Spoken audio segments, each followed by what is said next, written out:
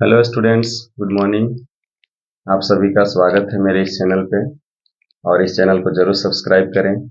आज हम लोग मूविंग चार्जेज इन मैग्नेटिज्म का अगला पार्ट करने वाले हैं जो पार्ट 11 है। बाकी पार्ट 10 तक हो चुका है और आप लोग उसको जाकर देखिए। बाकी और भी करंट इलेक्ट्रिसिटी का भी इस पे पार्ट अपलोडेड है।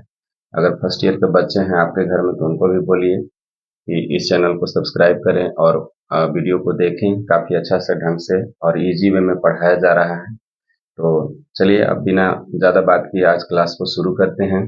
चलिए ठीक है। तो आज हम लोग क्लास करेंगे बायट सेवेट लॉ। बायट और सेवेट दो साइंटिस्ट हैं जिन्होंने मिल करके और क्या बोलते हैं कि मैग्नेटिक फील्ड के बारे में फार्मूला निकाला कि कैसे मैग्नेटिक फील्ड को निकाला जाएगा। Moving charges and magnetism. तो मूविंग चार्जेस का मतलब ही हो गया करंट। इसका मतलब ही होता है करंट। यहाँ पर देखिए, इसका मतलब ही होता है current.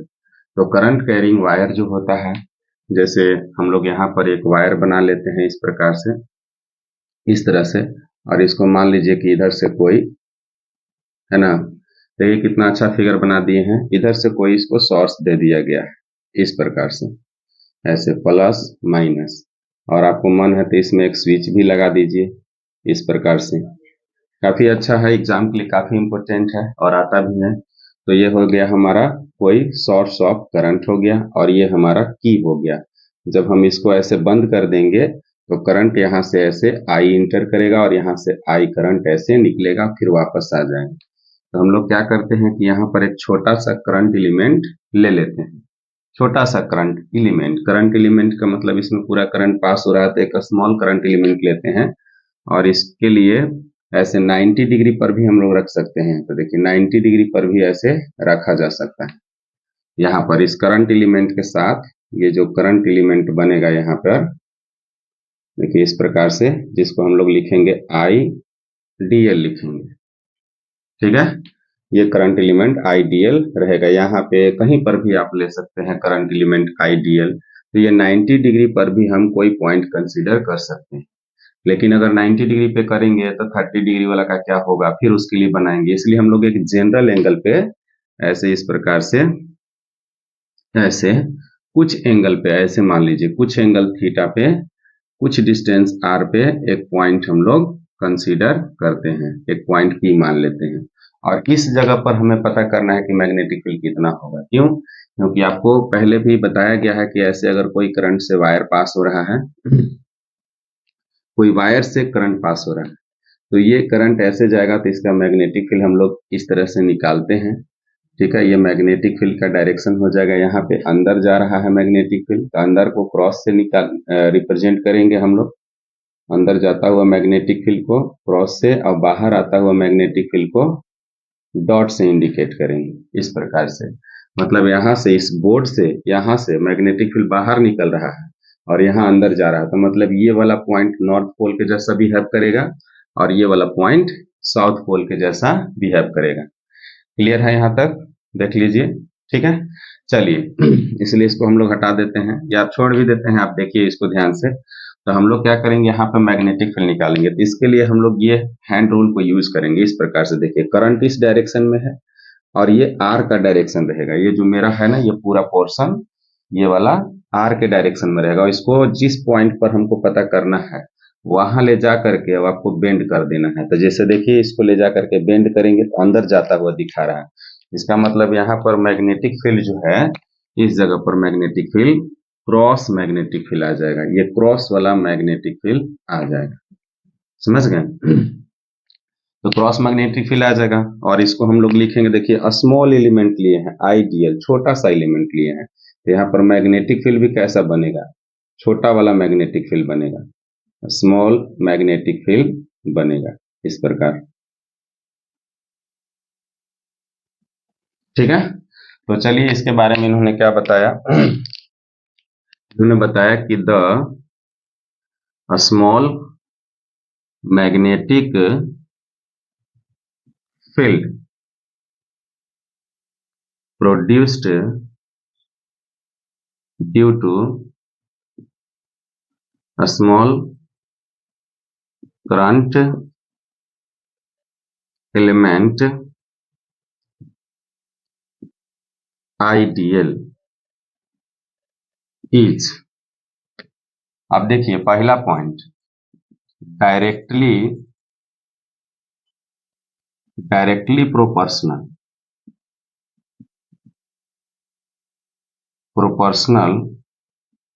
To the, directly proportional रहेगा, डायरेक्टली प्रोपोर्शनल टू द, देखिए फर्स्ट वाला इसके डायरेक्टली प्रोपोर्शनल रहेगा तो आई के डायरेक्टली प्रोपोर्शनल रहेगा, directly proportional to the amount of current that passes through this wire.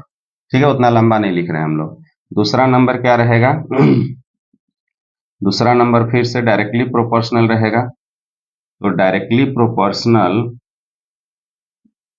To the small element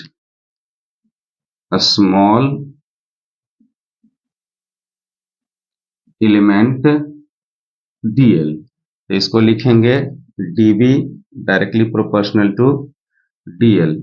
तो ये दोनों साइंटिस्ट मिल करके बायट एंड सेवेट इसको प्रैक्टिकली पता किए थे कि आप जितना ज्यादा करंट इसमें बढ़ा दीजिएगा यहाँ पर उतना ज्यादा मैग्नेटिक फील्ड बढ़ जाएगा, और जितना ज्यादा यहाँ पर आप बड़ा एलिमेंट लेते हो उतना ज्यादा यहाँ पर मैग्नेटिक फील्ड ज्यादा आ जाएगा। समझ गए? तो ये 2 पॉइंट हो गया। तीसरा पॉइंट भी देखिए आप लोग, तीसरा वाला पॉइंट इन्होंने क्या बताया, और इसमें भी बोला कि डायरेक्टली प्रोपोर्शनल, अब इसको समझ लीजिएगा, डायरेक्टली प्रोपोर्शनल है, डायरेक्टली प्रोपोर्शनल टू द, ठीक है। अब इसके बाद और आ जाएगा यहाँ पे जो हम लोग थीटा रखे हैं, तो टेन थीटा रहेगा या फिर कॉस थीटा या फिर साइन थीटा रहेगा, तो यहाँ पे साइन थीटा रहता है, थोड़ा देर बाद आपको पता चल जाएगा। ठीक है, टू द साइन थीटा या साइन ऑफ, यहाँ पर लिख सकते हैं sine of angle of observation या angle between the point of observation and current element, ये वाला पॉइंट ऑफ ऑब्जर्वेशन का जो डिस्टेंस है और इसके बीच में रहेगा, to the sine theta directly लिख दे रहे हैं, ज्यादा आसान रहेगा। तो हम लोग लिखेंगे इसको dB directly proportional to sine theta, और ये हो जाएगा इक्वेशन नंबर 3। और चौथा नंबर में आपको याद रखना है, चौथा नंबर में डिस्टेंस, यहाँ पर जो डिस्टेंस हम लोग रखे हैं इसका कुछ डायरेक्शन भी रहेगा, है ना। तो इसमें हम लोग रखेंगे inversely proportional, directly proportional, inversely proportional to the square of distance between point of observation and current element, distance between point of observation and current element.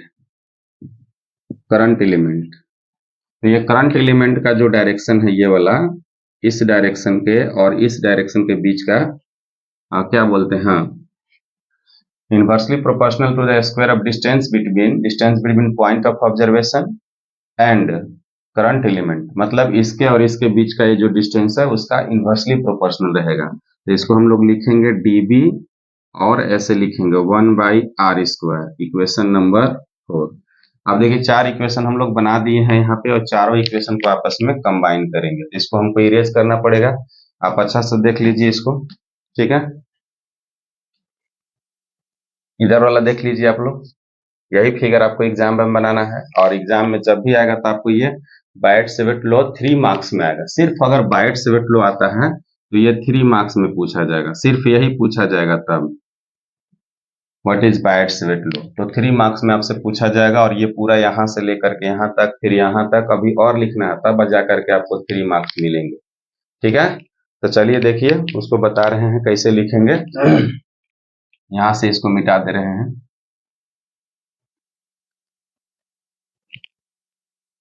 देखिए अब सबको कंबाइन कर देंगे, combining equation first, second, third and fourth, सबको combine कर दीजिए। तो dB जो है directly proportional to I dl और sine theta divided by last वाला फर्स्ट, सेकेंड, थर्ड और फोर्थ इक्वेशन। समझ गए? तो इस प्रकार से इसको लिखा जाएगा। और इसको देखिए अभी, और इसको थोड़ा आगे लिखना है आपको। देखिए, और लिखना आगे, यहां से इसको जब हटा देंगे तो आ जाएगा एक proportionality constant K, I D l sine theta by are square. अब आपको याद रखना है where K is equal to mu not by 4 pi होता है, ठीक है। एंड आपको और भी याद रखना है कि ये जो म्यू नॉट है, mu naught is equal to 4 pi into 10⁻⁻7 होता है। और इसका भी होता है unit tesla metre per ampere. सब निकाल कर दिखा रहे कैसे निकालना है इसको, ठीक है ना। तो ये वैल्यू होता है, तो यहाँ पर हम लोग उसको रखेंगे जब न्यूमेरिकल सॉल्व करेंगे तब रखेंगे, ठीक है। न्यूमेरिकल सॉल्व करते समय म्यू नॉट का मान यूज करेंगे, और इसको हम लोग बोलते हैं परमियबिलिटी ऑफ फ्री स्पेस और वैक्यूम, ठीक है। परमिएबिलिटी ऑफ फ्री स्पेस और वैक्यूम, जैसे उधर आप लोग पढ़े थे एप्सिलॉन नॉट आता है तो उसको हम लोग बोलते हैं परमिटिविटी ऑफ फ्री स्पेस और वैक्यूम, लेकिन यहाँ पर आ गया है म्यू नॉट तो इसको हम लोग परमिएबिलिटी बोलते हैं। अब आपका जो ये डीबी का फॉर्मूला जो बन करके आ गया, इसको हटा दीजिए और लिखेंगे म्यू नॉट बाई 4 पाई और I D l sine theta by are square. ये हुआ आपका पूरा बायट-सेविट लॉ। इतना आपको लिखना है एग्जाम में, तब जाकर के आपको मिलेंगे 3 मार्क्स, ठीक है। कहीं भी कोई दिक्कत होगा तो आप इस वीडियो में कमेंट कर दीजिएगा, आपको पता चल जाएगा, बता देंगे हम सारा चीज, ठीक है।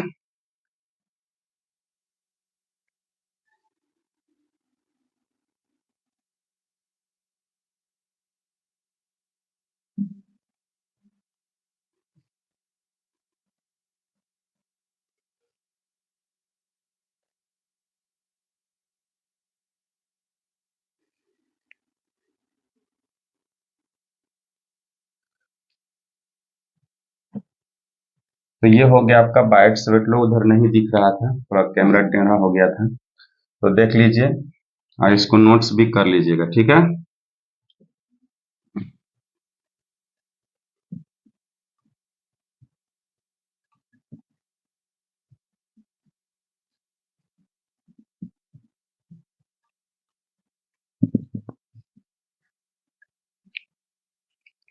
तो फिर से एक बार हम बायट-सेविट लॉ लिख देते हैं। dB is equal to mu not by 4 pi into I D l sine theta by are square. आप अच्छा से इसको लिखिए और समझिए किस तरह से है ना।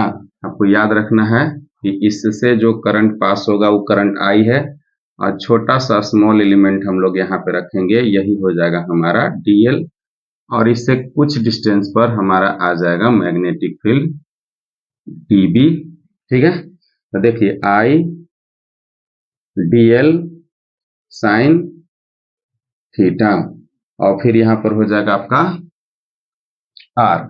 आप इसको डायरेक्टली ऐसे भी लिख सकते हैं, देखिए ऐसे dB is equal to mu not by 4 pi. तो इस जगह का प्रॉपर्टीज बताएगा ये म्यू नॉट आपको, ठीक है। और यहाँ पर अगर आप ऐसे भी लिखते हैं dl अब बाई आर स्क्वायर, मान लीजिए कि यहाँ पर आप एंगल नहीं रखते हैं, छोड़ दीजिए आप एंगल को, बस इतना रखिए। इतना तो आपको पता है कि करंट जाएगा, वायर है, वायर का एलिमेंट होगा, डिस्टेंस होगा, इतना तो कंफर्म आप समझ रहे हैं। इसका मतलब इसको अगर हम शॉर्ट में लिखेंगे तो कैसे लिखेंगे, ऐसे लिखेंगे I D L by are square, समझ गए। या अलग अलग करके लिखेंगे तो dB directly proportional to I, dB directly proportional to dL, और dB inversely proportional to R square. ऐसा भी आप लिख सकते हैं। एग्जाम में अगर सब भूल जाइएगा तो इतना केवल लिखिएगा इस तरह से कि small magnetic field produced by this current carrying wire is directly proportional to the amount of the current that passes through this wire and directly proportional to the small element taken on the wire and inversely proportional to the square of the distance between the point of observation and the current element। बस इतना लिख देंगे, ठीक है। और then लिखेंगे then dB 1 2 3 equation, on combining this equation we get this formula, ऐसे लिख देंगे।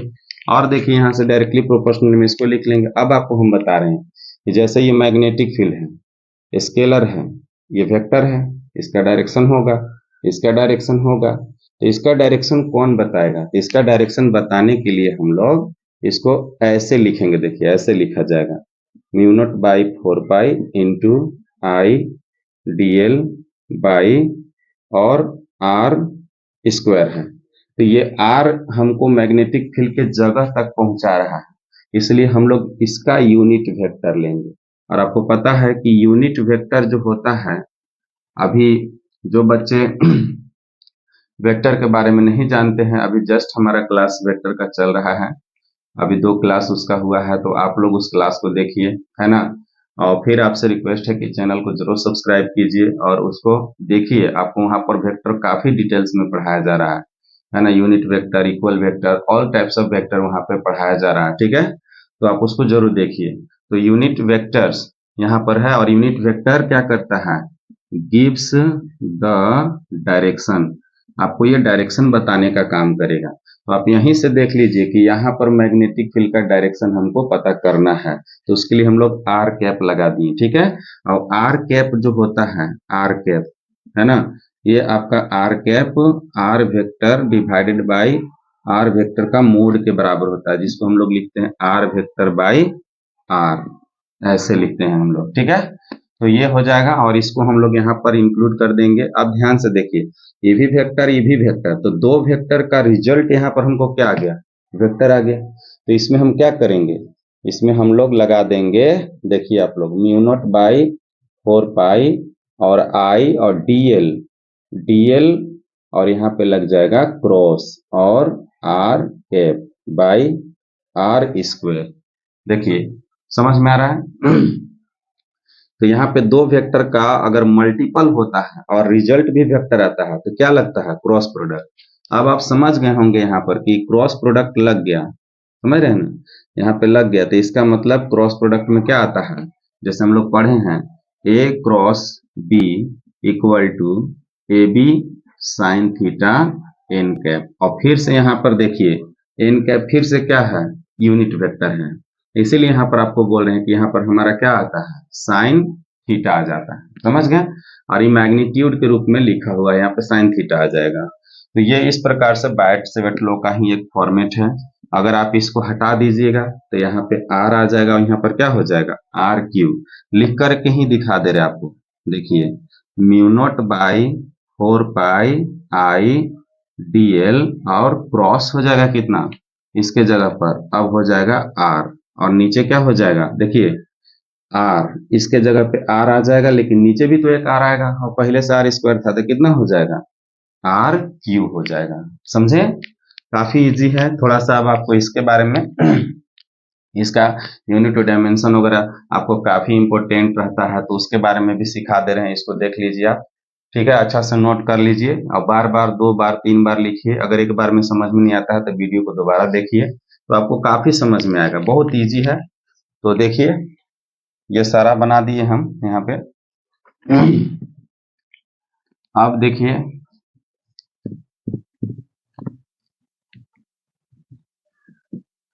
थोड़ा सा आगे का एक फार्मूला लेकर के आ रहे हैं। आगे आपको एक पढ़ाया जाएगा, B is equal to mu not n I, ठीक है।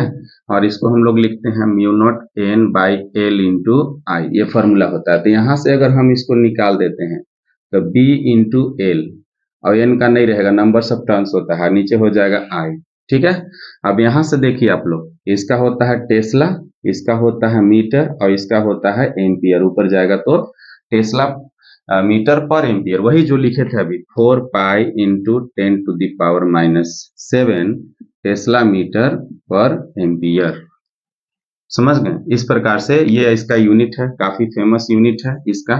ऐसा यूनिट आप इसको बोलिए कि इसका ऐसा यूनिट है। और इसी तरह से इसका हम लोग डायमेंशन भी निकालेंगे, जो एग्जाम के लिए काफी इंपॉर्टेंट है। तो डायमेंशन निकालना है तो देखिए, इसका डायमेंशन, इसका डायमेंशन, इसका डायमेंशन लिखिए। तो इसके लिए भी आपको एक क्लास हम लिए थे, जिसमें लिखे थे F is equal to q v B. तो यहाँ से B निकाल दोगे तो F बाई कितना हो जाएगा? Q इंटू भी। तो इसका dimension M L T minus two, इसका डायमेंशन ए टी, इसका dimension L T minus one.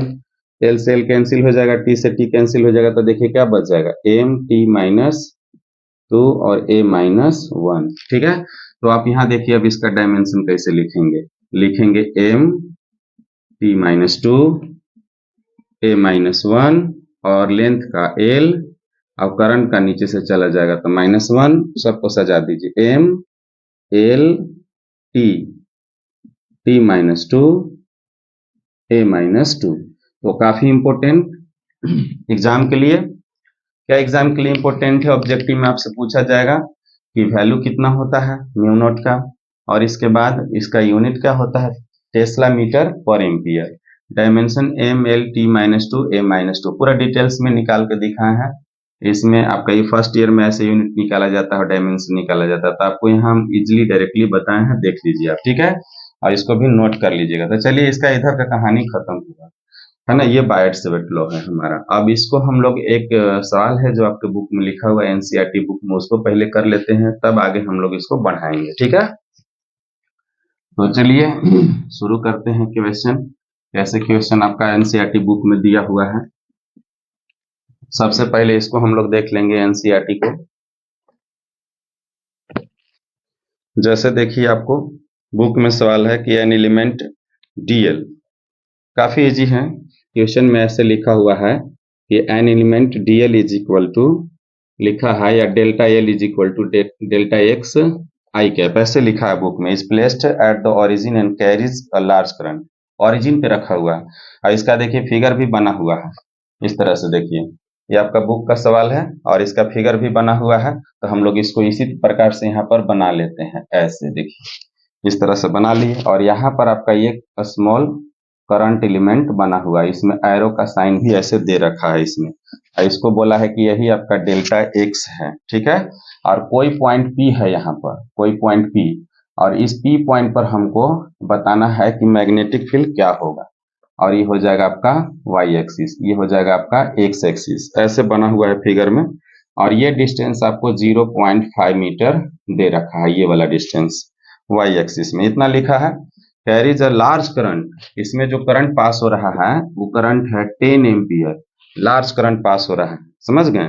और what is the magnetic field on the y axis, what is the magnetic field on the y axis, y axis पे बताना है आपको, है ना, at a distance of 0.5 metre, 0.5 metre के distance पर, delta x is equal to आपको दे रखा है, इसका वैल्यू इसका है 0.1 सेंटीमीटर, 0.1 सेंटीमीटर है, ठीक है, 1 सेंटीमीटर आपको ऐसे रखा है, ठीक है, और आपको ये बताना है। और एक और चीज आपको हम बता रहे हैं कि हमें करना क्या है, इस प्रकार से देखिए, आपको इस तरह से करना है कि ये डिस्टेंस हो जाएगा, तो आपको ये वाला हाथ को डिस्टेंस के डायरेक्शन में रखना है, डिस्टेंस के डायरेक्शन में इसे रखेंगे, लेकिन करंट तो इधर जा रहा है इस तरफ, तो यहाँ पे जब इसको मोड़िएगा तो आपकी तरफ आ जाएगा, इसका मतलब मैग्नेटिक फील्ड यहाँ पर जो होगा, ये वाला मैग्नेटिक फील्ड होगा, डॉट वाला मैग्नेटिक फील्ड होगा, आउटवर्ड मैग्नेटिक फील्ड होगा, आउटवर्ड, समझ गए, आउटवर्ड बी हो जाएगा, आउटवर्ड मैग्नेटिक फील्ड। अब आप इसमें भी देखिए,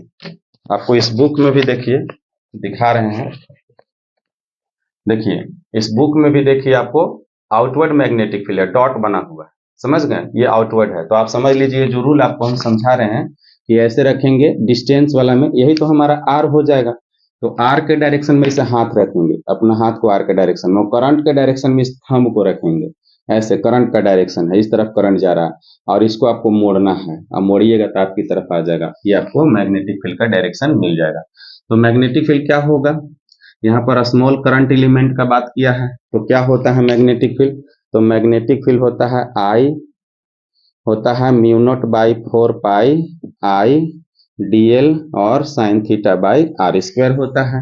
तो साइन थीटा कितना हो जाएगा, देखिए डिस्टेंस और इसके बीच में, देखिए मैग्नेटिक फील्ड ऐसे है, ध्यान से देखिए ऐसे है इस प्रकार से, तो ये आर और इसके बीच में है ना, या इसके बीच में भी रख लीजिए, यहाँ पर डीएल का डायरेक्शन हो गया, डीएल सब के सब 90 डिग्री पर है, देखिए डीएल इधर है, ऐसे डीएल है, और ये आर है, तो कितना डिग्री हो गया, 90 डिग्री हो गया, समझ रहे हैं कि नहीं, तो डीएल हो गया और आर के बीच में भी 90 डिग्री है, तो इसलिए हमारा ये कितना हो जाएगा, वैल्यू 1 हो जाएगा, इसको लिख लेंगे 4 पाई इंटू 10⁻⁻7। अभी तुरंत आप लोग को बताए थे कि इसका न्यूमेरिकल में यूज करेंगे 4 पाई इंटू आई 10 इंटू डीएल। और डीएल कितना है देख लीजिए यहाँ पर, डीएल ही तो हमारा dx है।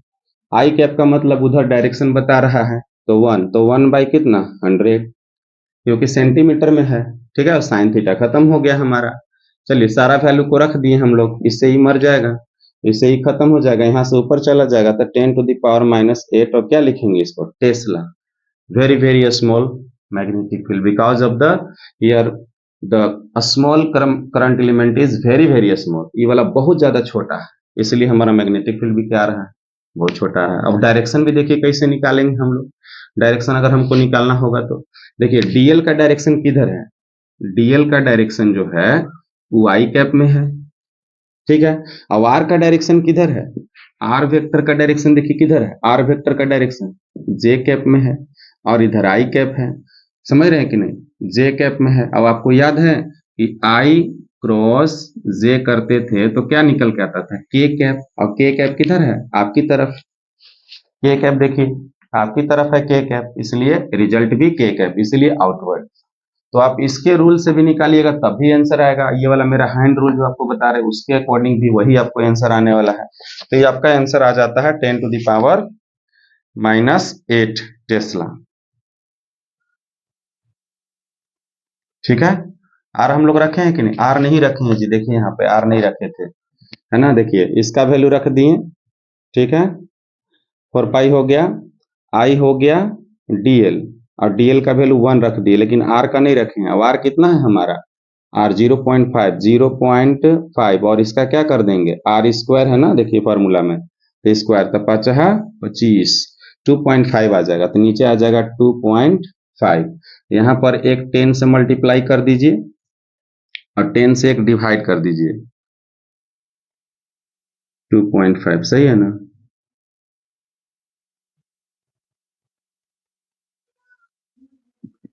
तो इसको लिख देंगे 10 से कर देंगे यहाँ पे, और नीचे 2.5 हो जाएगा इंटू 10 से मल्टीप्लाई और 10 से डिवाइड करेंगे तो 10⁻⁻9 टेस्ला हो जाएगा। इसको काटेंगे तो कितना आ जाएगा, 4 इंटू 10⁻⁹ टेस्ला आ जाएगा। और कहीं कोई मिस्टेक देख लीजिए आप लोग।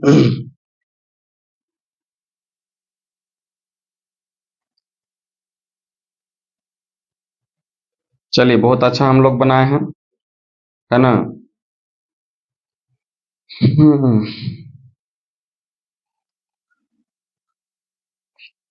0.5 इंटू 0.5 कर लेते हैं, 0.5 इंटू 0.5 तो 5 है 25, और 2 अंक पर दशमलव, तो ऐसे आ जाएगा। यहाँ पे हम लोग का मिस्टेक हो रहा है ना।